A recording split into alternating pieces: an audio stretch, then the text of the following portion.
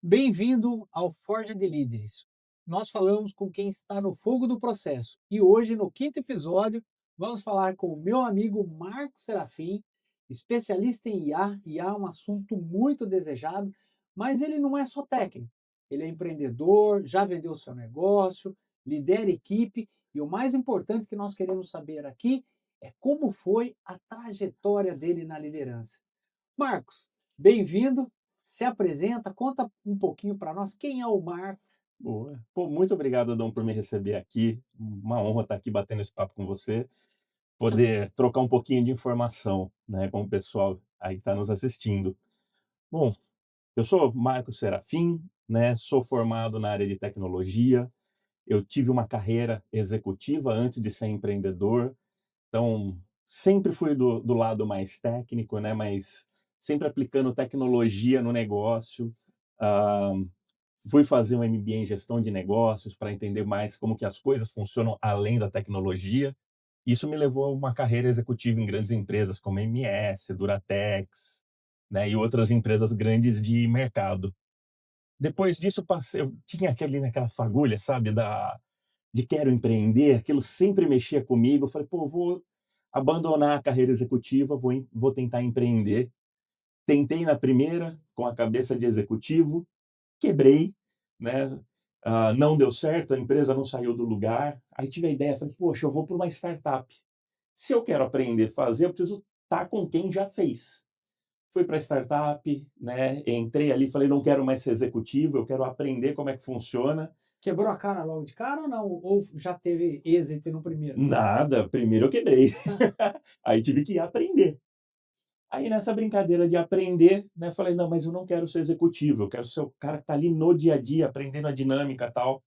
Rapidamente cheguei diretor de operações dentro da startup de novo, estava num cargo executivo, mas ali eu estava aprendendo o que era de verdade empreender, né. E aí chega um certo momento e falei: "Pô, agora acho que eu estou pronto. Vou montar a minha própria empresa".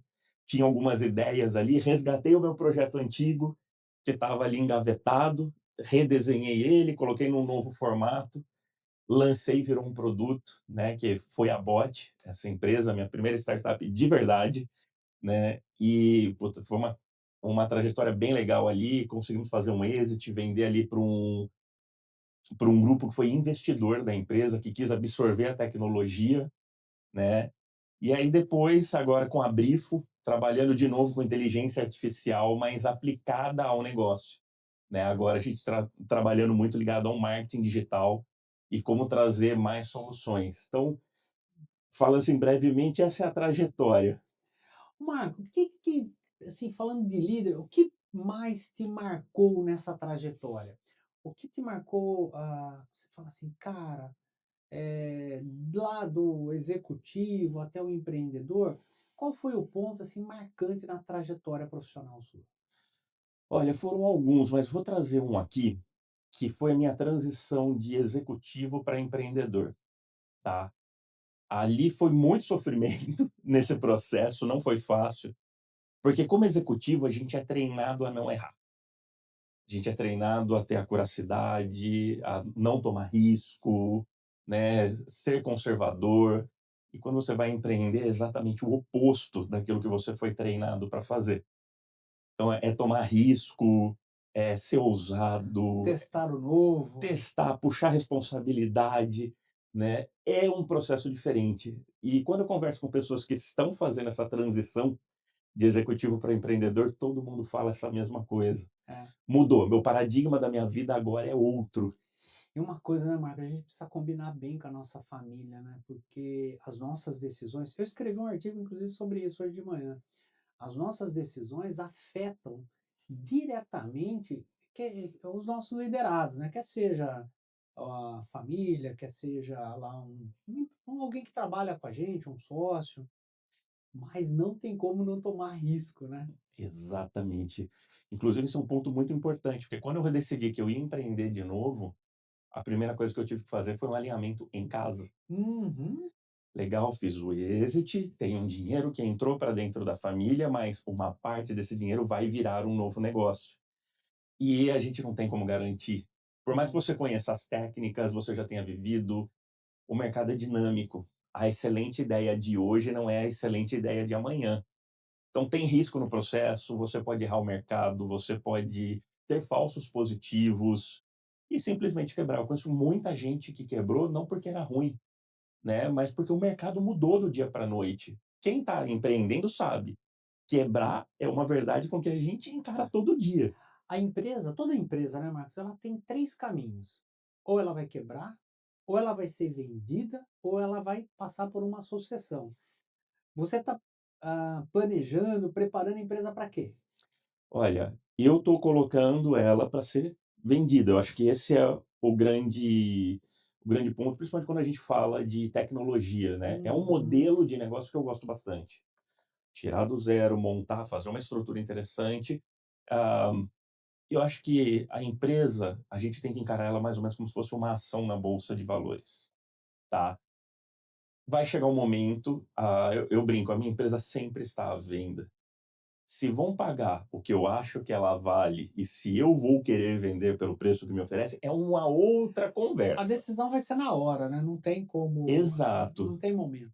Mas eu acho muito arriscado quando o empreendedor ele tem um apego muito grande com o negócio e trata como um filho. A gente sabe, pô, é muita dedicação, é muito tempo, tal, É. mas tem uma linha tênue que a gente tem que tomar cuidado. Você sabe que o que você comentou, né, Marcos, nem os nossos filhos são nossos, eles são do Exato. mundo.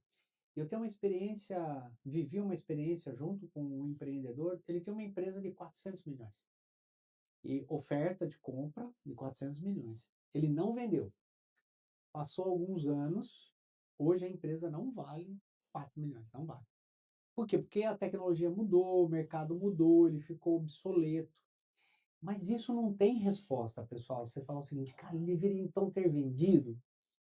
Olhando hoje sim, mas lá atrás ele estava vibrando, a empresa crescendo, ele poderia vender por muito mais ou pensou na sucessão dos filhos, não sei o motivo que ele não vendeu, mas não pode ser ego, nem apego. Esse é o Exatamente. mais importante que o Marcos Tem levantou. que ser convicção de que você está no caminho É o certo. momento, né. E E tomou não a acer decisão. e não acertamos sempre, né. Não, e tomou a decisão, faz as pazes com a decisão, foi o melhor que você fez com a informação que você tinha naquele momento, Ah, sem problema. Aceita isso daí, tomou a decisão errado, o pior cenário é um baita de um aprendizado para a próxima. com certeza. Mas Marcos, conta pra gente, qual foi o momento, assim, na tua carreira, quer como executivo ou empreendedor, que você percebeu que você não era mais um executor ou só um empresário, mas você era um formador de gente, formador de líder, porque líder, eu defendo muito a ideia que o líder, ele não é só quem direciona, não é só quem está preocupado com o resultado, mas ele é alguém que forma a gente. Em que momento você percebeu que você era formador de gente? Olha, isso daí foi um belo de um choque, né, eu acho que eu passei, o pessoal costuma chamar da síndrome do engenheiro, né. Pô, você é um bom técnico, você faz as coisas, né, você é seu entregável. E quando você chega na sua primeira gestão de pessoas, você traz isso. É muito difícil você fazer a virada, principalmente para quem não veio de uma família que tinham executivos, líderes, tudo É, mais. Você não tem esse referencial é. do que fazer. Então, eu quebrei muito a cara, eu ainda tentava ser o super-herói. Não, eu consigo fazer, eu faço isso bem, deixa comigo. E você começa a perceber que você não está fazendo. Seu time desmotiva, a galera não entrega, seu time não evolui, né. E aí com muitos feedbacks, muita conversa, muito aprendizado, eu comecei a entender que o que me levou a conseguir fazer o que eu fazia, né, e o fato de, com muitas aspas, "fazer melhor do que outras pessoas", é a tal da senioridade, né, mas a senioridade ela só vem porque eu apanhei muito no passado. É. E eu estava sendo meio paizão do meu time, não deixava eles apanharem, eu queria dar o caminho. Só que isso daí não serviu. Então aí eu tive que começar a aprender como é que eu faço o pessoal evoluir. Não é salvando dos problemas, é igual filho, né. Se eu pegar meu filho e não deixar ele errar, quando ele estiver sozinho ele vai errar feio, e quanto mais idade tem, o erro vai aumentando. Então deixa errar dentro de casa. Aprender dentro de casa é melhor do Deixa que eu pôr o aprender na dedo rua. deixa eu pôr o dedo na tomada, só para ver uma vez Deixa lá, ver o que pôr. acontece. Que eu brinco com a galera do meu time e falo: "Ó, se você quiser pôr o dedo na tomada, eu vou te avisar que dói. Mas se É, quiser pôr, põe". Se você quiser pular da janela, aí eu não vou deixar, porque eu Ah, sei que o problema é muito grande. Então, entender esse ponto, né, até onde você vai, até onde não vai, é muito importante. E tem uma frase que a hora que você fez essa pergunta, ela me veio à cabeça, Adão, que um bom líder, você só pode medir ele depois que ele formou um líder que forma líderes. Então você tem que formar alguém que seja capaz de formar outra pessoa. Mas o seu resultado só vai ser medido nessa terceira onda, quando o seu liderado estiver formando novos líderes. Aí você pode dizer que você foi um bom líder.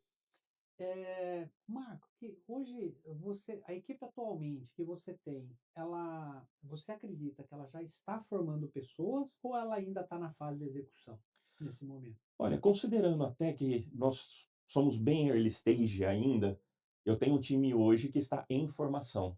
Então a gente ainda está desenhando nossa cultura, se Uhum. acertando para ver, porque cada empresa é diferente. É, Eu não posso exato. trazer a cultura que eu tinha e querer adaptar. Eu estou em outro mercado com É outras outro momento. pessoas.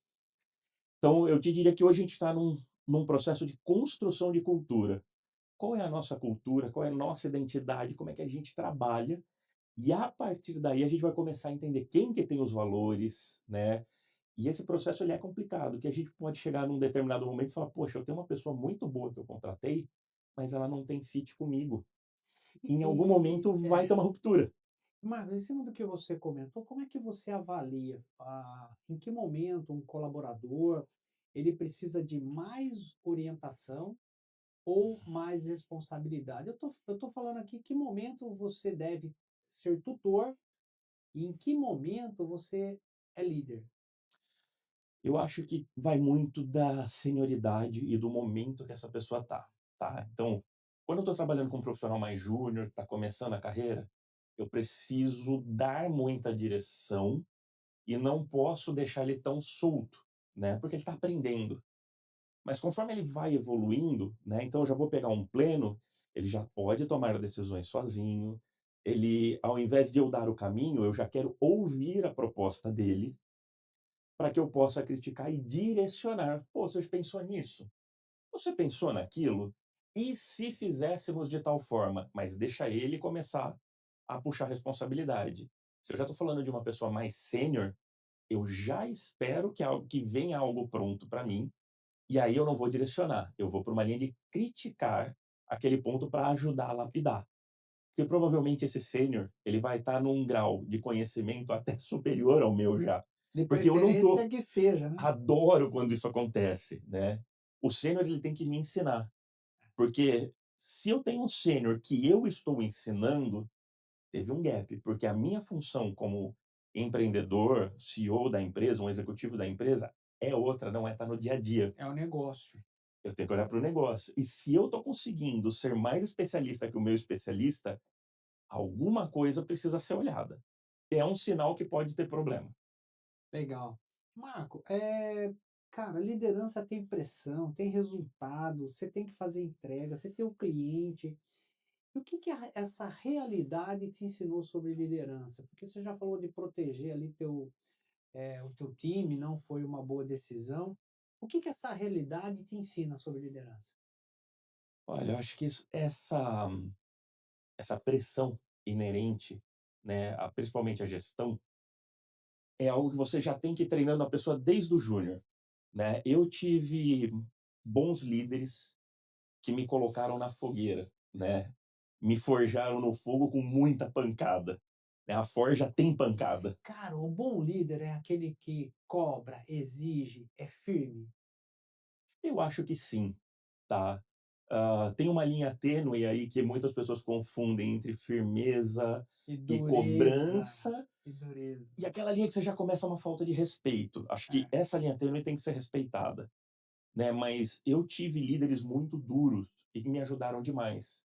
Então só para trazer aqui 2 exemplos que para mim exemplificam bem o que eu estou falando. Uma vez o meu gerente, eu era júnior, né, passando ali por um pleno, e o meu gerente chegou: "Ó, Marco, tem uma reunião lá, cara, eu quero que você vá para representar, porque eu não posso ir". Eu cheguei nessa reunião, foi só pancadaria. Eu estava extremamente exposto na reunião, tendo que lidar com pressão de gestores, da diretoria, e eu era um pleno. Aí eu saí, fui na sala do meu chefe e falei: "Pô, que sacanagem, você me botou na fogueira". Ele falou: "Cara, eu sabia, mas eu preciso te preparar, porque eu quero que você siga esse caminho, que você tem potencial, mas você não está preparado para receber pressão". Uau, que fantástico, hein? Sabe assim que você dá aquela parada?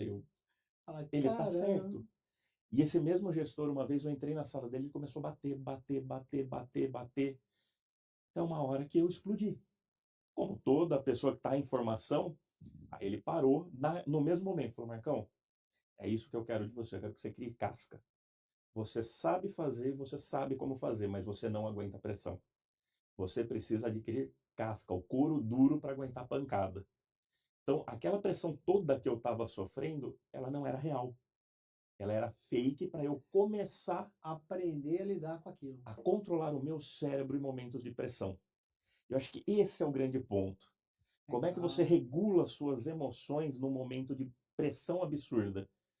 Quando a gente é empreendedor, isso é quase uma constante. exatamente. É pressão interna, externa, parceiro, Cliente, sócio, sócio. funcionário, todo mundo ali tem um certo nível de pressão, mas como é que a gente consegue não surtar e ter uma boa noite de sono? Porque uma coisa eu aprendi, se a tua cabeça não estiver no lugar, o teu cérebro não vai resolver bem o problema, você vai pôr o pé pela mão. Então como é que eu controlo minhas emoções, regulo minhas emoções, para amanhã eu chegar com a cabeça e dar o meu 100% ou o meu 120%, que às vezes é necessário. Que legal. E Marco, qual foi o maior desafio que você enfrentou como líder? Você já contou isso daí, eu gostei muito. Eu acho que nós, como líderes, sempre temos que colocar, criar a pressão. Só que a pressão, né, eu sempre falo, a pressão ela deve ser com muito respeito e previsibilidade. A pessoa tem que saber o que a gente está cobrando ela. Sim, Por que, que ela está fora? Como é que a gente coloca ela no lugar? Né? Dá a direção para ela. E não por medo do empreendedor, não por o empreendedor estar desorganizado. Aí pede isso, pede aquilo, pede aquilo, mas, cara, sem previsibilidade e tal, aí você não está liderando, né? Você não. está criando um caos. Mas se tiver previsibilidade, sendo organizado, e você mostrando para a pessoa que ela está no caminho errado, ou que ela está, falta alguma coisa para ela, ela vai se desenvolver e ela vai entender como você passou. Mas qual foi o maior desafio que você acha ali de liderança, ali liderando, principalmente liderando gente? Cara, eu tive um trabalho enorme para resolver isso com o meu pessoal e consegui. Poxa, deixa eu pegar um aqui que possa ser interessante. Foram muitos cenários ali de desafio que eu já passei, né? Mas eu acho que eu tive um cenário que eu precisava fazer uma reestruturação muito grande no time, né? Eu fui contratado para resolver um problema muito grande de performance. Era um time que não estava performando. Eu tinha muita reclamação de clientes, clientes gigantescos com falando aí de 30% do faturamento da empresa, ameaçando cancelar contrato, né? Rapaz, Uma pressão violenta para não deixar isso acontecer. Imagina, eu tô chegando, caindo de paraquedas no cenário, minha missão é não deixar perder os contratos, aquela pressão absurda. Vamos entender o que está acontecendo, tal. E aí, de repente, eu fiz um mapeamento, entendi, e a gente entendeu uma série de problemas. Tinha problema de processo, tinha problema de pessoas, né? Ah, e organizar. E aí defender a proposta. A minha proposta era: aqui eu tenho um dream team. Eu tenho só os melhores. É o sonho de qualquer gestor ter todas essas pessoas. Mas elas não performam. Muito ego disputando. E eu lembro que na apresentação que eu fiz para o conselho da empresa foi o nosso céu tem muita estrela. Tá brilhando demais. A gente precisa diminuir um pouquinho essa luz.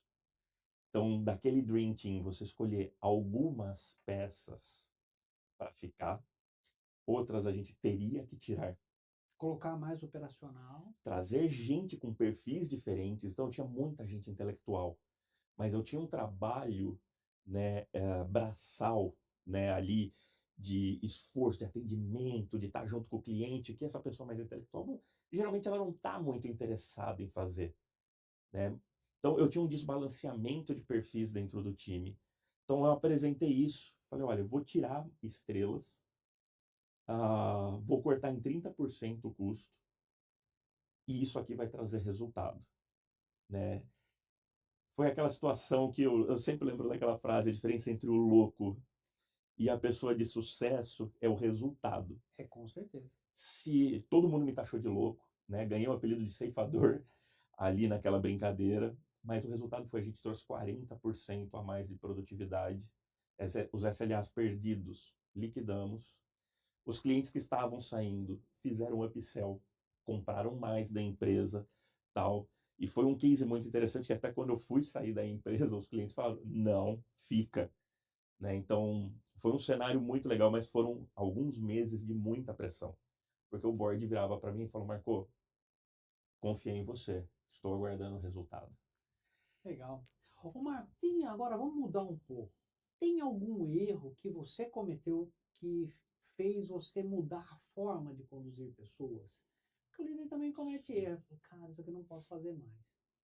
O erro é uma constante, né, quem falar que não tem erro está com algum problema. Mas eu acho que essa questão de proteger demais o time foi um erro que eu cometi, e eu não deixei meu time amadurecer, né, por conta disso. Ah, outro erro ali em gestão, né, que eu passei e vejo muita gente passando, é tentar ser super-herói. "Ah, eu faço, eu vou fazer". Não, você sabe fazer, mas seu papel aqui é outro. Se controla, direciona, confia no time, né. Se você não controlar essas 2 coisas, você começa a virar centralizador, que é um outro erro que eu passei, de repente: "Pô, eu não consigo trabalhar, todo mundo o tempo todo aqui comigo". Não, o erro não é do time, o erro é meu. Eu estou fazendo o time, eu estou indiretamente tirando a autonomia do time, né. Então esse é outro erro que mata time ali, ah, e saber até onde você tem que ir nos 2 extremos, né. No andar inferior, que daqui agora é do time, e no andar superior que: "Opa, esse risco eu preciso compartilhar, eu não posso tomar sozinho". Mesmo sendo empreendedor, você tem que compartilhar com a diretoria, com os sócios e às vezes com os clientes. Alguma decisão que você vai tomar pode impactar o cliente. Vamos ouvir eles, o que que eles acham, né. Então, eu acho que esses são alguns cenários de erros que, com certeza, eu cometi ao longo da minha carreira, mas que isso vai moldando conforme você vai sendo forjado, levando pancada no fogo, você vai aprendendo e internalizando isso para fazer de forma diferente. Ô Marco, o que muda na empresa a hora que ela começa a escalar? Então você tem seu time, ela está pequena, de repente começou muitos clientes, o que que muda na liderança? Porque a equipe vai sentir a pressão Vai. e a empresa também. O que que muda aí? O que que você já passou e tem de experiência para todos nós? A forma como você conduz uma equipe pequena de uma 2 pessoas, não é a forma que você conduz uma equipe de 10, não é a forma que você conduz uma de 50 e não é a forma que você conduz uma de 100. Eu já tive equipes de começar a empresa sozinho e já tive equipes com mais de 100 pessoas. A forma de você gerir, a forma de você organizar muda completamente. É o famoso: "O que me trouxe aqui não me leva para o próximo degrau". É. Essa é uma realidade dura e, às vezes, na correria do dia a dia, a gente demora para ver que está na hora da virada de chave. Quanto mais uma equipe cresce, né, mais você precisa trabalhar com processos, controles, Os processos mudam, são muitas diferentes. vezes as pessoas que te trouxeram até ali não são as pessoas que vão te levar para o próximo nível. Isso é muito doloroso, né, Marco? E, às vezes, a gente está falando disso no board, no É, quadro tam- societário. também, Eu já cheguei a passar por esse problema também. de ter no meu quadro societário uma pessoa que fala: "Cara, no próximo estágio, ou você corre, ou não dá. Essa cadeira ficou grande demais para você. Você é muito bom para fazer até aqui, mas daqui para frente o perfil é diferente", né. Então, cada pessoa tem um certo perfil. Eu, por exemplo, eu não tenho a minha melhor performance no primeiro estágio. A minha melhor performance já é no segundo estágio. A equipe já está Estratégico, né? levemente estruturada, já está ali de pé, funcionando. Ali eu consigo performar bem. Pegar do zero até esse ponto, consigo fazer, mas não é minha perna forte. E é importante a gente entender isso, qual que é a tua fortaleza e qual que é a tua fraqueza. Por quê? Eu sei que eu preciso de alguém que me complementa nessa etapa. Porque sem essa pessoa eu não vou chegar no ponto que eu tenho a minha perna forte, que eu consigo trabalhar bem. Então, esses ajustes são importantes. E eu acho que o que é mais difícil nesse processo de transição é não perder a cultura, não É. perder a essência da tua empresa. Então já engato outra pergunta. Como é que a gente não perde a cultura nesse processo de crescimento rápido, que é o caso das startups? Eu gosto da ideia que os sócios, e principalmente o CEO, é o guardião da cultura. É. Um grande papel que essa pessoa tem que fazer dentro da empresa é garantir que essa essência não está sendo perdida. Ele tem a sua agenda porta para fora, mas ele tem sua agenda porta para dentro. O que foi definido, né, a cultura, o que a gente entende por empresa está seguindo, eu estou trazendo gente de fora. Eu estou trazendo outras culturas, outras pessoas. Eu já tive o problema de escalar muito rápido e perder cultura. Perdi cultura, perdi performance. É. Porque é cada um querendo fazer de um jeito. Mas espera aí, isso aqui não é mais meu, não sou eu. Isso aqui é um coletivo, né? É o que eu gosto de falar, o CNPJ é sempre maior que o CPF. E ele acaba tendo uma personalidade, né, Marcos? Tem. Muito influenciado pelo líder, mas ele acaba tendo uma personalidade porque tem muita gente ali, né? E o que eu acho super natural, nunca vai ser 100% alinhado com você. Todo mundo vai ceder um pouquinho para se encaixar na Vai cultura. ajustar, né? É igual relacionamento. É. Quando temos dois seres humanos, não dá para ser do meu jeito. Você cede um pouquinho, a pessoa cede um pouquinho e você faz um novo combinado.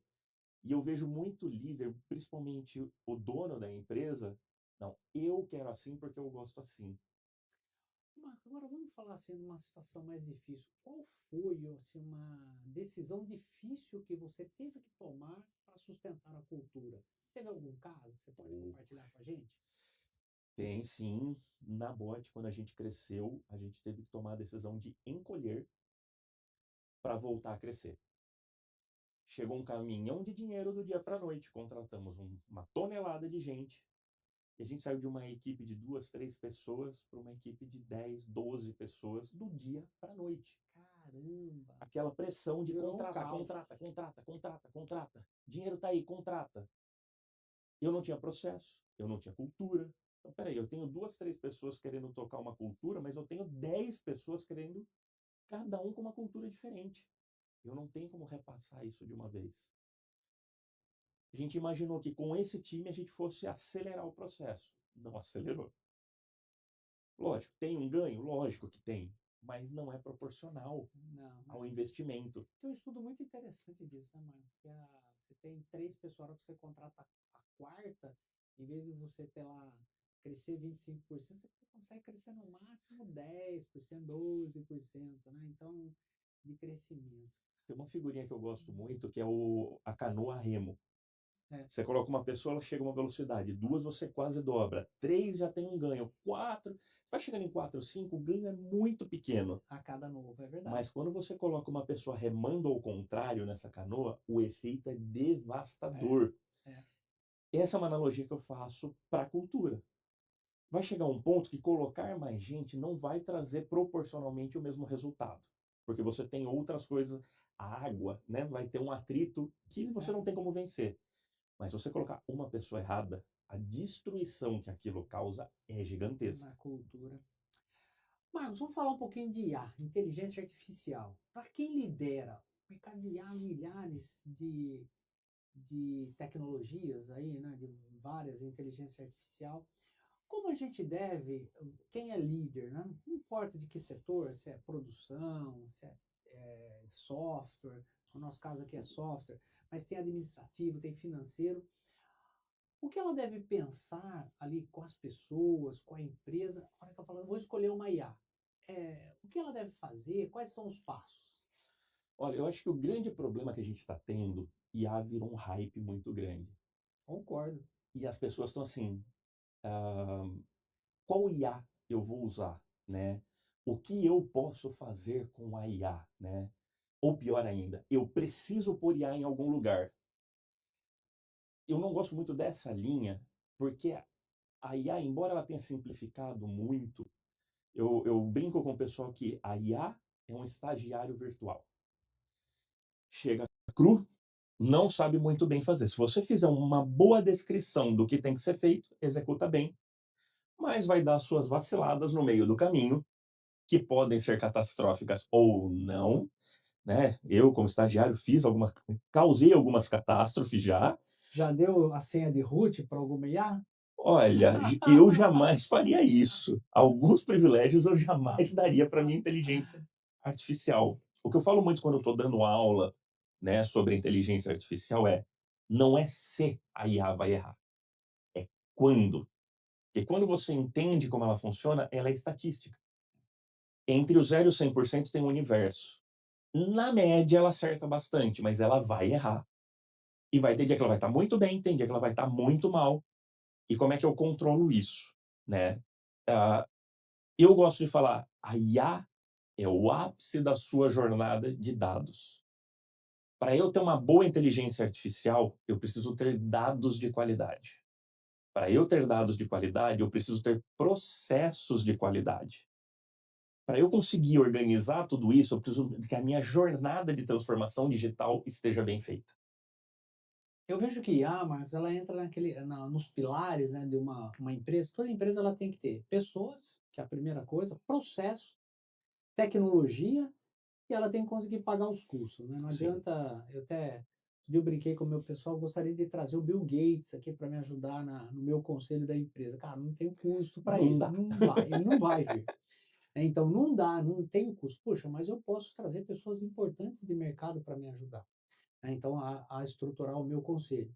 Mas tecnologia, a IA, ela, se a gente delimitar muito bem o que ela pode fazer, ela ajuda muito, né. Ajuda. E para isso eu preciso, antes disso, pessoas que alimentaram dados, organizaram e os processos Bem definidos. bem definidos, senão ela vai ser mais uma maluca no meio das coisas, né.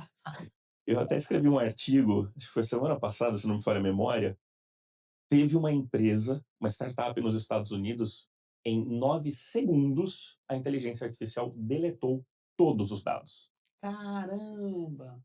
Eu falo o seguinte, eu já venho falando isso há muito tempo, pessoal, IA acelera tudo, Ah, até o caos.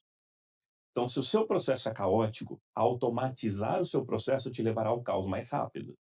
Se o teu processo é bem desenhado, a IA vai acelerar o teu processo. Mas você precisa pensar, até onde eu posso deixar? A Bot a gente trabalhava muito com automação, né, e teve um cliente nosso que a gente chegou à conclusão que uma parte do processo era automatizável, mas a gente não iria automatizar, porque o robô perde sensibilidade. Era um processo de cobrança. Tem muita gente querendo automatizar processo de cobrança. Ah, tem que ligar, lembrar, tal, mas aquele cara, ele desenhou um processo que, naquele processo de cobrança, ele tinha uma pessoa treinada para coletar a informação. Aquele tom de voz, aquele detalhezinho, e ele aprendia sobre o mercado. As pessoas estão sem dinheiro, estão procurando outro produto, e ele se antecipava. Como é que eu vou conseguir treinar uma IA para esse tipo de cenário? A IA ela tem que ter uma previsibilidade, um treinamento do que ela vai passar. Um ser humano consegue se adaptar, né? Quando a gente entende como a IA funciona, ela é um algoritmo matemático que ela vai seguir o caminho mais vai seguir a previsibilidade ali e a escolher maior um caminho previsibilidade, o caminho mais possível. natural. Uhum. Como é que eu inovo nesse cenário? A inovação vem de você sair do senso comum, fazer diferente. A IA busca o senso comum. Como é que eu balanceio isso? Por isso que eu acredito muito. A IA não resolve problema de negócio. A IA operacionaliza tarefas repetitivas. Mas quando eu junto inteligência artificial com o ser humano, a IA tirando a carga do ser humano e acelerando o processo do ser humano, essa dupla é imbatível. É. Ô Marcos, agora aí voltando agora para o ser humano, tá? Voltando para o ser humano, o que uma pessoa, um liderado deve fazer para ser visto como um líder? Como é que você olha e falou, cara, esse cara tem talento, ele pode ser líder? Porque eu concordo, você já até disse que ninguém está pronto. Você tem que preparar. Mas como é que você observa e o que uma pessoa que está nos ouvindo, ela deve pensar, falar: "Cara, eu quero para um cargo de gestão". O que que ela deve pensar ou fazer, né? Eu acho que é muito a questão comportamental da pessoa. Como ela lida com o estresse, como ela lida com a pressão. E uma pessoa que está num cargo de gestão, ela tem que entender que ela é um resolvedor de problemas. Então você está resolvendo problemas ou você está trazendo problemas? Esse é um divisor muito tranquilo para começar a ver quem vai para a gestão e quem não vai. Uhum. O gestor tem que resolver, eu tenho um problema, como é que eu vou tirar ele da minha frente? Como é que eu vou sumir com ele? O problema pode ser de produto, pessoa, processo, seja lá o que for, mas é um problema. Então, se você começa a ver a pessoa que genuinamente corre atrás, tem vontade, vai vê um problema, ela vai, procura, pesquisa, quer trazer solução, se a solução é boa, adequada ou não, isso tem mais a ver com senioridade. Pega essa pessoa, traz para perto e vai amadurecendo ela para ela crescer. Mas a pessoa que chega, joga o problema, alguém tem que resolver isso, já temos um problema.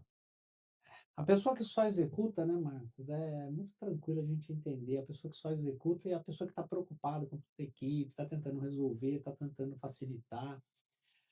Mas, Marcos, a gente está indo aqui para um final do nosso programa, né? O Forja de Líderes, sempre a gente tenta entender o que pessoas de sucesso fizeram para escalar uma empresa, liderar times e resolver os problemas e trazer resultado. A gente sempre termina com três perguntas fundamentais. Marcos, qual foi o momento mais difícil da sua trajetória como líder? Acho que o mais difícil de todos foi minha transição de executivo para empreendedor.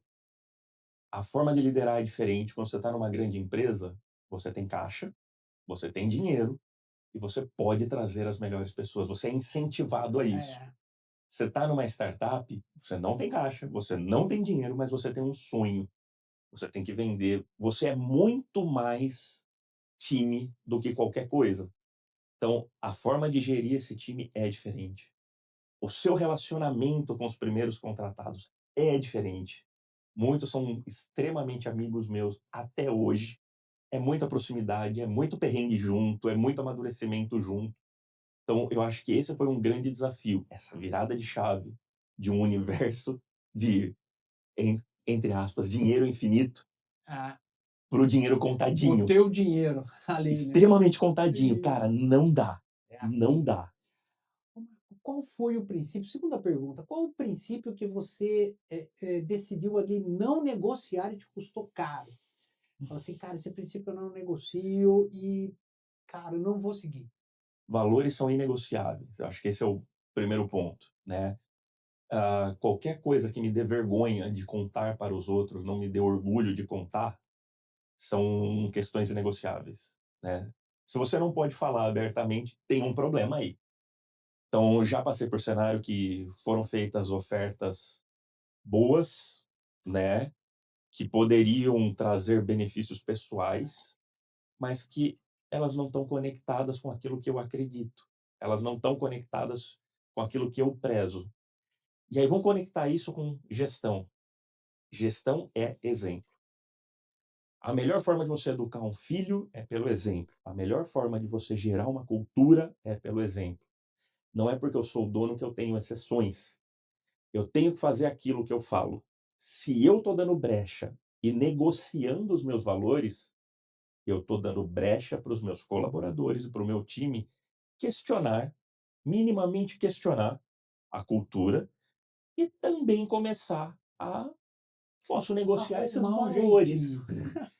E a gente tem uma cultura brasileira do jeitinho, É, né? A gente já tem uma tendência natural ao jeitinho. E uma frase que eu gosto muito é: não tem jeito certo de se fazer a coisa errada. O que é errado, mesmo que todos façam. O que é certo, mesmo que ninguém faça. uhum. Então, valores não se negociam. E se você pegar erros de conduta, seja de quem for, tem que ser corrigido.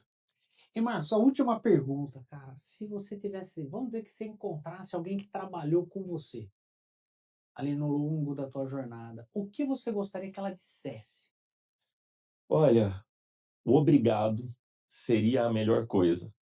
Eu acho que como líder a gente tem que pensar sempre como que eu estou formando outras pessoas, né. Eu gosto muito de participar de eventos de comunidade, os hackathons, pegar a galera que está começando, é o que a gente chama do give back, né. Deixa eu devolver o que eu ganhei dessa comunidade, passar um pouco do que eu recebi. Acho que isso é muito importante. Então, eu já tive, a felicidade de ouvir isso, né, de uma pessoa que estava aspirando a ser um coordenador do meu time. Eu tive que ter a difícil conversa com ele e falar: "Cara, você não está pronto, você é bom, mas você tem esses gaps e por esses gaps eu não posso te levar a coordenador", né. Eu encontrei anos depois essa pessoa, aleatoriamente pela rua. Ele falou: "Pô, Marco, lembra daquela conversa que a gente teve? Cara, eu te xinguei durante uns 3 meses ali. Eu fiquei muito bravo com você, falei muita besteira sobre você, mas, cara, hoje eu quero te agradecer. Hoje eu sou o diretor numa grande empresa, mas foi aquele toque que você me deu, aquela conversa difícil, que me fez entender onde eu estava errando. E hoje eu tô lá numa posição graças a um feedback, a um ensinamento", né. Eu acho que essa é a maior recompensa de quem lidera, é poder formar outras pessoas e 99% das pessoas você jamais vai saber que você influenciou. Uma ou outra vai chegar para você e acabar comentando. Mas ter essa convicção de que você está fazendo de coração o melhor para as pessoas, para que elas tomem os seus próprios caminhos, pode ser comigo ou não, né, mas deixar esse caminho aberto para que todo mundo vá e tenha oportunidade, acho que essa é a essência de ser líder. E é isso que eu gostaria de ser lembrado como líder, pô, um cara que cobrou, puxou, ensinou, mas abriu caminhos. Legal.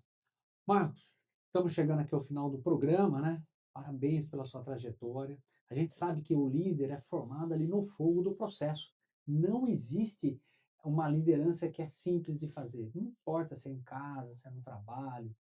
E eu gostaria aí das suas considerações finais, Marcos. Obrigado por você estar aqui. Ah, temos um presente, né? Temos um Opa, mimo aqui que a gente deixa. É um café. Venha tomar um café aqui com a gente na Vale. muito bom esse café por sinal. Quem ainda não tomou café da Vários tem que vir. É, Muito obrigado, vamos Adão. convidar pessoas assim como você. E suas considerações finais para quem deseja ser um líder? Olha, eu acho que para quem está buscando a liderança, né, o que você tem que buscar sempre é ser um resolvedor de problemas, um facilitador para que as coisas aconteçam. Ser líder não é ter uma posição diferente, você não ganha um salário maior porque você é melhor que os outros. Você ganha um salário maior porque você toma um risco que os outros não estão tomando. É igual o mercado de ações. Se você quer ganhar mais, você vai ter que tomar mais risco. Não tem jeito. Então não é sobre capacidade, é sobre risco. E a liderança é servir, se colocar para o time. O que eu posso fazer para que o meu time entregue mais? O que eu posso fazer para que o meu time se sobressaia? Nunca se esqueça, o resultado de um bom líder é a média do resultado do time dele. Se você está reclamando que seu time é ruim, repensa, talvez o problema seja você e você tenha que corrigir alguma coisa. Porque se tem alguém no time que pode corrigir o problema, esse alguém é você. Então acho que esse é o ponto que eu sempre gosto de falar sobre liderança, né. Locus da responsabilidade, não importa o que aconteça, você tem responsabilidade. Obrigado, Marcos. Obrigado, pessoal, por ter acompanhado até aqui. Estamos chegando ao final do programa. Lembrando que o líder sempre é forjado no fogo do processo, na decisão, no dia a dia. E se você quiser ser um líder, vai ter que passar por esse processo. Valeu, pessoal, e até a próxima.